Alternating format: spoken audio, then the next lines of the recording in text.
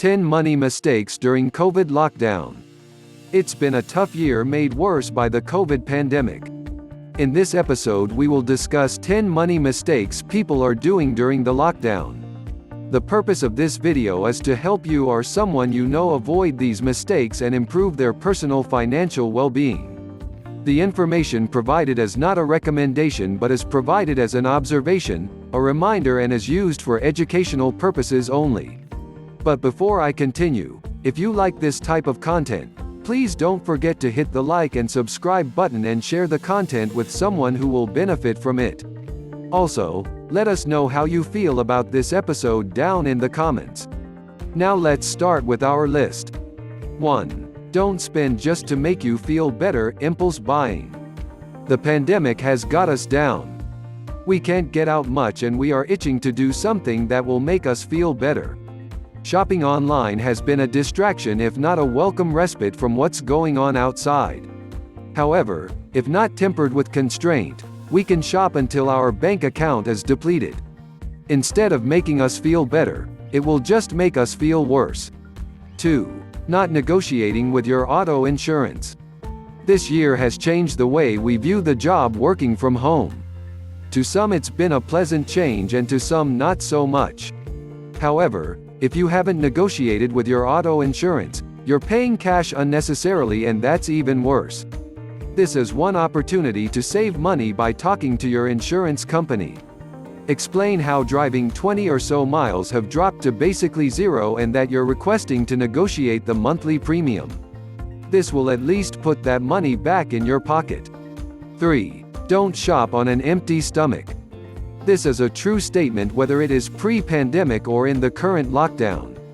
We all have experienced this, but the more we're hungry, the less our brain is able to reason what is a necessity or want. Avoid grocery shopping without having a bite to eat, as this will ultimately take a bigger bite out of your pocket.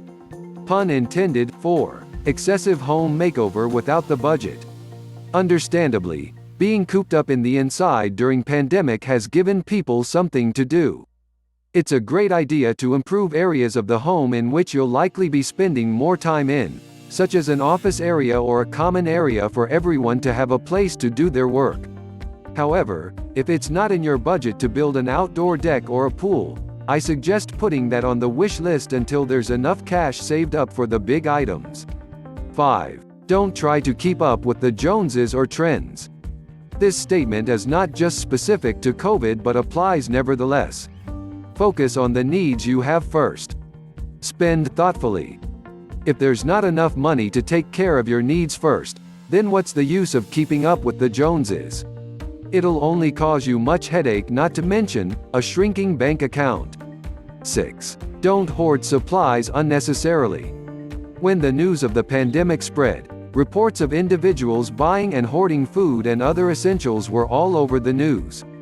If you need to feel a sense of security or to have enough to take care of your family, consider creating a budget which will determine how much you'll need for a week, a month, or for 3 months.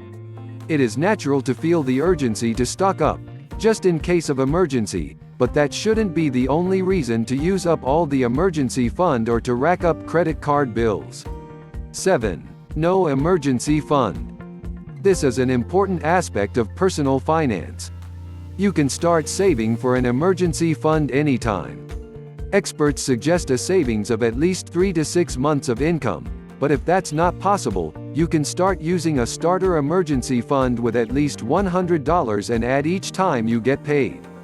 This will help when there's truly an emergency. 8. Not looking for price match or discounts. It sounds old-fashioned, but it's still important to find the best price for your budget.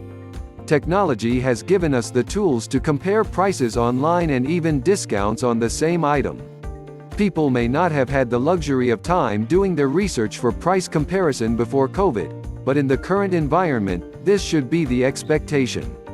Here are a few of the best price comparison apps to help you shop. ShopSavvy, Buy Via, MyCart Savings, ShopBrain, Amazon, and Wairu, among many others. 9. Borrowing money from family or friends. This statement isn't here to create a wedge between you and your family or friends. However, when money is tight, You may be tempted to borrow money from the people closest to you. They may truly want to help. However, this may cause a strain on your relationship and they may question or scrutinize your spending habits. During COVID, it's possible they may also require the money back unexpectedly, and that'll put you in a tough position, which in turn make you feel guilty whenever you see them. Refer to number 7 above. 10. Getting behind on payments. When you fall behind on payments, whether it's for a car, home or credit cards, it can create a cycle that is difficult to break. You will end up paying late fees and other charges whenever you fall behind. It may also affect your FICO rating or credit score, which can affect your ability to borrow in the future. If you're having trouble keeping up with payments during the lockdown, it may be a good idea to approach your creditors and discuss your situation. The earlier you take action, the sooner you can find possible solutions. Now that you have reviewed our 10 money mistakes during COVID lockdown, what are you going to do to avoid these mistakes? Are you currently in this position? If you are, I suggest seeking help from a financial professional to help you out. If you would like to see more of these types of content, please like, subscribe, share and tell us what you like about this video in the comment section. Also, check out my other videos. I'll put the link down below in the description. Good luck, stay safe and keep on saving.